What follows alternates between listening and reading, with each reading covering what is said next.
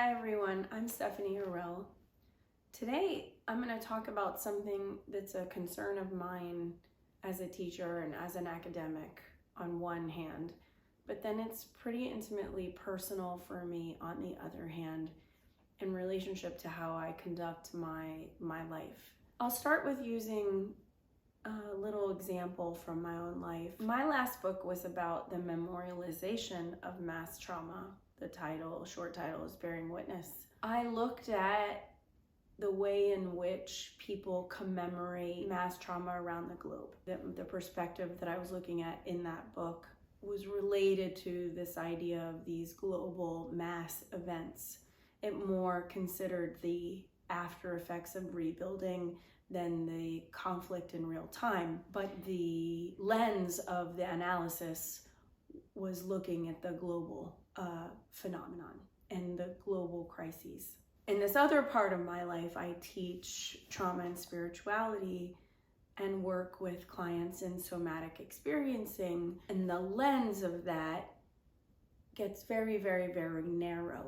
I am talking to people in the United States, many of whom, if not a grand majority of those people, have not lived in locations where their personal safety was threatened or their existence, the idea of being annihilated, for instance, was not a subject of their conscious reflection. What that created or creates are these two bifurcations or these two dynamics with which I struggle. This realization of possibility for grand crisis that one lives with on a day-to-day basis versus a more privileged position of global external environmental safety, but still which may have vestiges of trauma or traumatic experiences. Now I add a third loop into that dynamic, which is I get up in the morning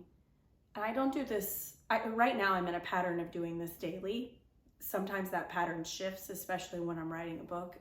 I'm starting a new book, but I'm not really writing academically right now too much. When I'm not writing, I get up and I journal every morning.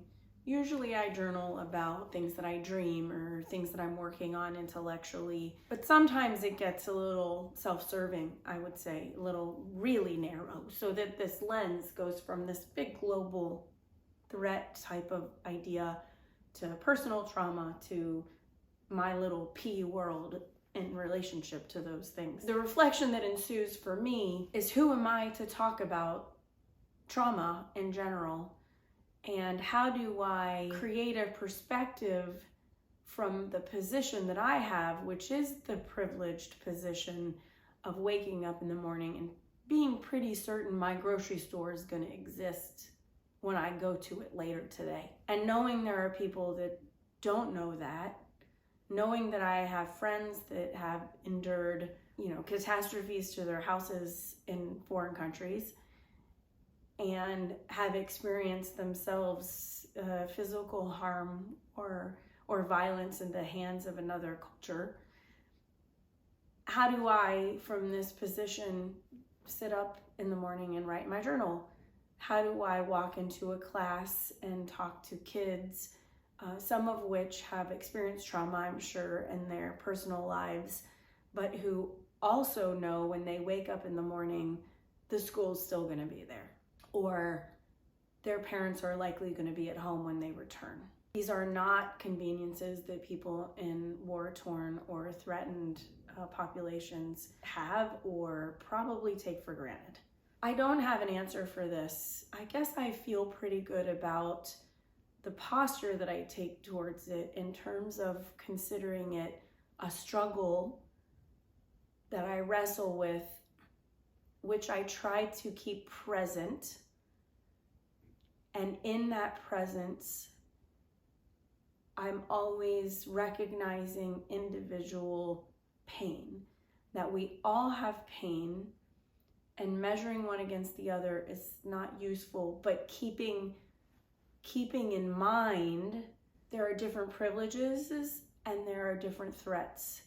and those can be more expansive and less expansive, and that it helps us to keep both in mind. For me, one thing I think that's really important when I have the bandwidth, which I don't always have, and so I think resourcing myself is incredibly important.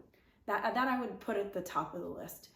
Examining myself, resourcing myself in order to enable myself to have the bandwidth to hear and listen to other voices that may touch me, may impact me, may lead me to work for the good of someone that I don't know, a population that I don't know. I think that that's what opened up the pathways for the book that I wrote. Trying to stay open to learning about other cultures so that there is a discourse in my own mind between this little thing, this little P that I am, that I write in journals, and then the reality that there are all these other things happening outside of myself that are much more threatening in these ways that I take for granted. And to keep that kind of discourse in my mind. And in order to do that, I have to stay resourced. So I have to stay pretty centered in myself so that I can be a part of conversation that goes into this back and forth. And for me, educating myself on what's happening in the world, educating myself about what other cultures experience, educating myself about history, educating myself about geopolitics, for instance. I underscore that word in terms of looking for texts. If you're interested in reading, is to look in geopolitics, because it will help you understand the way in which the world moves. All of that education helps me teach, keeps in perspective these different experiences of pain, keeps me humble to my own experience of pain, and then also I think contributes to my ability to make really educated decisions in my life where I can make those decisions. Envisioning oneself as space, right? Interior and exterior. I have this interior life on which I have to work in order to engage in an exterior world that challenges me in multiple ways, psychologically, spiritually, emotionally, etc. In order to have that engagement in a way that's useful, in a way that prepares me to educate other people or to transmit what I learned to other people in order to help them have this dialogue, interior and exterior, I have to really work on defenses and to take my defense down, to hear the voices that I'm receiving. That is a very difficult thing to do. It's an easy thing to say, but it's difficult because especially when politics get involved, there are so many emotions that we have that are related to any particular circumstance that's happening. And when those circumstances hook into fear, the defenses go up. The challenge then is to how do I address my personal fear in order so that I can hear the multitude of voices or the multitude of perspectives.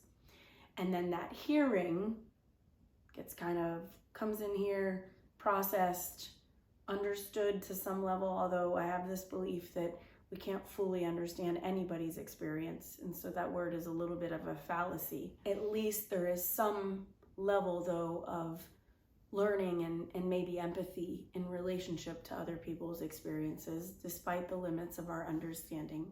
Allowing in to my interior life of that external information that wouldn't get there had I have maintained defenses creates my function as a vessel to move, transcribe, transcript, translate the experiences of other people in my writing to my students and in my dialogue with others over the dinner table. And I can't tell you how many times that has happened where there's something that's said that may turn a light on in someone's mind. I also think,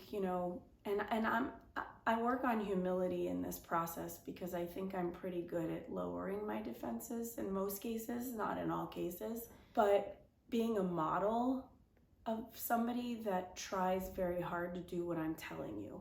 And I'm not always successful. Even amidst these current global crises, I've been asked a lot, like, how do you listen to these various parties? So in the classroom, for instance. And my answer in my perspective and the way that I operate is that I try very hard to listen very closely to individual pain, suspending all judgment. That suspension of judgment is really crucial in order to hear other voices. That suspension of judgment is in part due to the willingness to be vulnerable, open, and to let go of defenses. Thanks.